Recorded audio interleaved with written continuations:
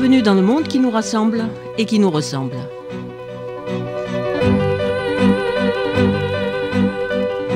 La colonisation blesse. À force d'exporter la civilisation à coups de sabre et de canon, les empires deviennent les pires des hors-la-loi. Pour pacifier, l'empire français a fusillé, égorgé, terrorisé. Dans l'Algérie pacifiée, l'odeur des épices se mêle désormais à celle du sang.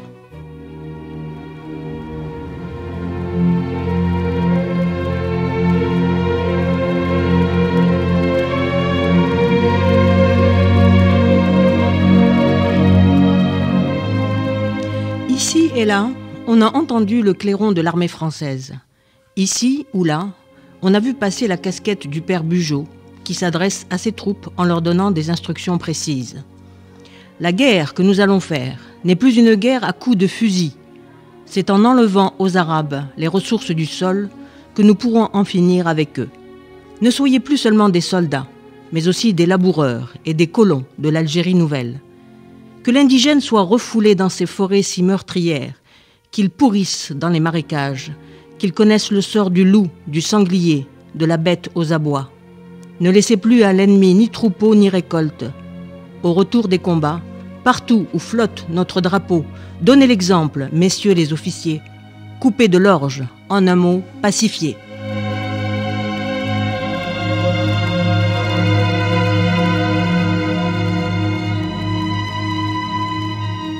Relégué dans les bas-fonds à peine cultivables, l'indigène n'est plus le laboureur de l'Algérie nouvelle. Refoulé dans les forêts meurtrières, il connaît le sort de la bête aux abois. Exproprié de chez lui, l'Algérien est contraint à l'exil. Au petit matin, comme un voleur, il quitte son village. Comme un mort, il est accompagné par les pleurs des femmes et des enfants. Mort vivant, l'exilé entame sa longue marche, à l'heure grise où l'on ne distingue pas un loup d'un chien.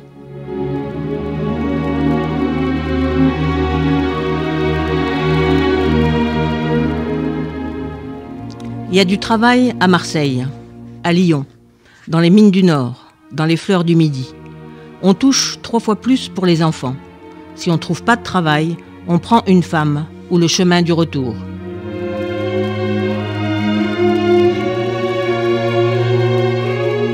Misérables, disent les anciens, misérables de l'éternel retour. Vous avez la terre et vous prenez l'eau. Vous avez des enfants et vous voulez des femmes. Comme nous, vous y laisserez les dents et les bras.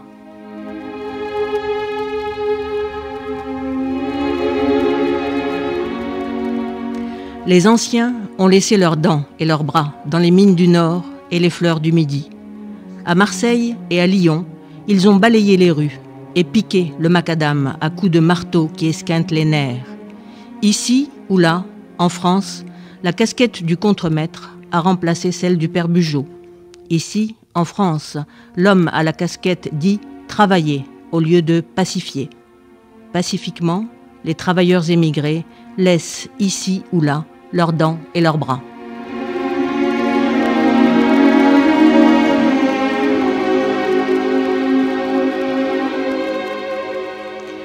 Tout comme les anciens, les jeunes Algériens débarquent à Marseille. Ils ne sont même pas dépaysés. Comme en Algérie, ils baissent les yeux sur les flaques immondes. Ils reconnaissent des costumes, dont l'élément national est le passe-montagne kaki et l'uniforme de la dernière guerre. Ils passent en revue les cafés, où ne manquent pas les enseignes orientalistes, jusqu'aux touffes de menthe qui ornent les verres de thé vert.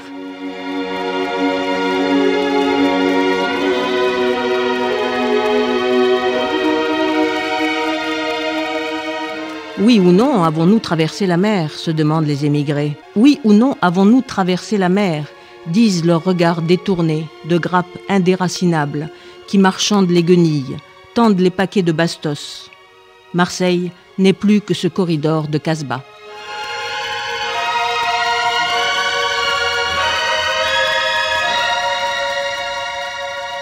Oui, ils ont bien traversé la mer. L'étonnement des premiers émigrés montre qu'Alger est devenue française. Marseille n'est plus qu'un corridor de la Casbah.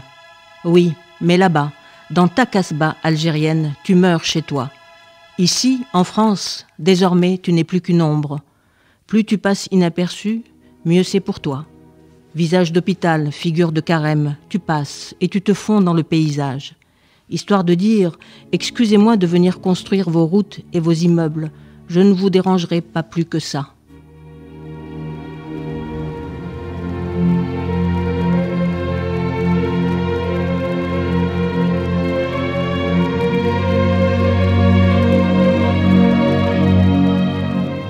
Un Algérien, ça passe et ça fait rien. Quand il passe en France, on dit « c'est un Algérien qui travaille beaucoup et qui mange rien ».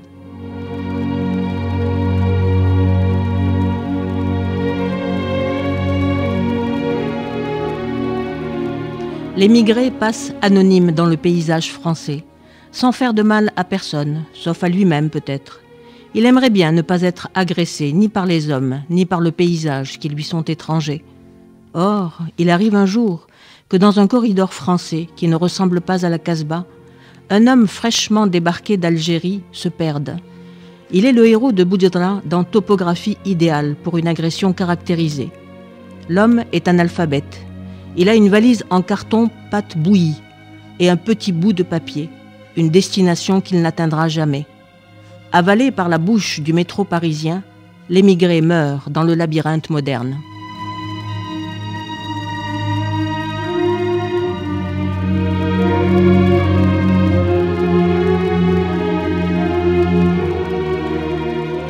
Icare sans dédale, Thésée sans fil d'Ariane, l'émigré meurt solitaire sur une terre étrangère où il n'y a de place que pour ses bras. Exproprié de sa terre, où d'autres bras étrangers ont remplacé les siens, l'Algérien n'a nulle place où exister, vivre et même parfois survivre.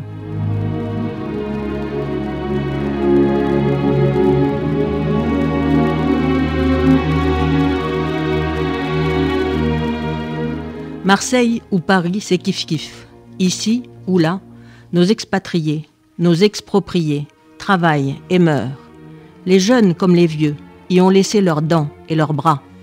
Les corridors de la Casbah coloniale sont des corridors de la mort lente.